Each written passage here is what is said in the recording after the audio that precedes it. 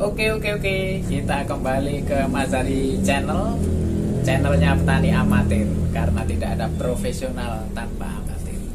Untuk kali ini Mazari channel akan mereview pupuk NPK Mutiara 16.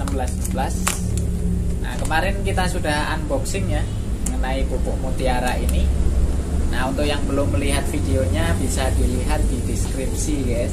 Nah, untuk kali ini kita akan mereview pupuk NPK Mutiara 16 ini. Nah, ternyata 16 itu kemarin adalah prosentase kandungan daripada N, P, dan K. Nah, bisa kalian lihat di sini. Oke ya. Di sini semuanya lengkap guys keterangannya guys. Kita akan review guys. Nah, kita akan fokuskan pada pembahasan sebenarnya pupuk ini cocok untuk tanaman apa saja guys. Nah, karena kandungannya itu berimbang antara N, P, dan K sebesar 16 itu 16% ya guys ya, seperti yang kemarin kita bahas. Nah, kandungan yang berimbang ini memberikan suatu keuntungan daripada produk ini, bahwa produk ini cocok hampir untuk semua tanaman guys, karena kandungan yang berimbang ini antara N, P, dan K seimbang, dan N, P, dan K secara umum dibutuhkan oleh semua tanaman pangan atau tanaman yang ditanam lah seperti itu. Maka pupuk ini sebenarnya adalah pupuk yang paling universal daripada pupuk-pupuk yang lainnya. Nah, nitrogen sendiri itu secara khusus dia akan berefek pada pertumbuhan tanaman guys.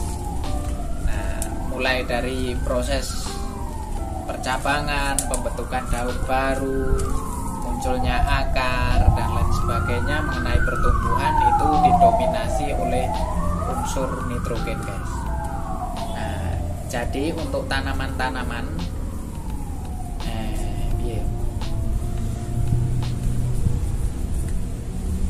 jadi untuk tanaman yang ditanam pada tahap awal-awal itu dominan membutuhkan nitrogen yang lebih tinggi. Oke, yang berikutnya fosfat. Nah, P. Nah, P di sini kandungannya juga sama ternyata guys, 16%. Nah, P sendiri dalam tanaman itu fungsinya sebagai pembungaan dan pembuahan. Oleh karena itu sebenarnya fosfat itu dibutuhkan oleh tanaman ketika fase tanaman tersebut sudah mulai berbunga guys. Nah, karena kandungannya di sini berimbang, makanya pada tahap awal penanaman fosfat tidak begitu berfungsi secara dominan. Yang dominan adalah nitrogennya guys. Oke, yang berikutnya adalah kalium atau K. Nah, K sendiri berfungsi sebagai pengatur guys. Nah, pengatur atau regulator sistem transportasi itu diatur oleh K guys. Makanya K ini juga sangat berperan penting dalam proses hidup daripada tanaman itu dari awal sampai akhir.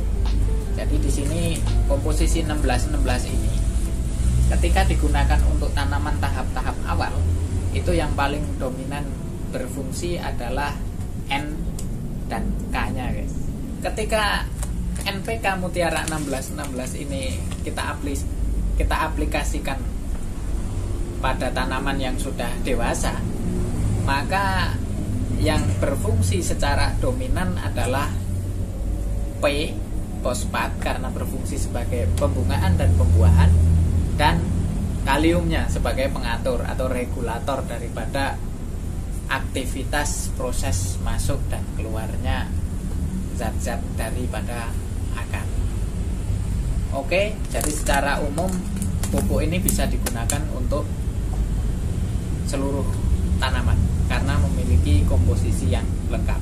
Hanya saja fungsi dari masing-masing itu tadi kita aplikasikan di fase yang apa, makanya yang dominan berfungsi yang apa. Nah, di sini juga pupuk ini fungsinya itu sangat berpengaruh terhadap aplikasinya, guys. Nah, kemarin di video yang kemarin ternyata proses aplikasi ada dua macam ya, ada yang ditabur sama yang digocor. Menurut saya sebagai amatir berpengalaman, nah, pengaplikasian daripada NPK Mutiara 1616 ini akan lebih efektif ketika kita cairkan, guys. Nah, jadi ketika diaplikasikan, karena bentuknya cair, dia akan mudah terserap oleh tanaman itu sendiri. Sedangkan apabila ditabur, dia memerlukan waktu untuk dapat terserap oleh tanaman. Jadi saya rekomendasikan untuk penggunaan pupuk NPK Mutiara 1616 ini, proses pengaplikasiannya kita cairkan dahulu. Oke, sekian, terima kasih. Salam petani amatir, karena tidak ada profesional tanpa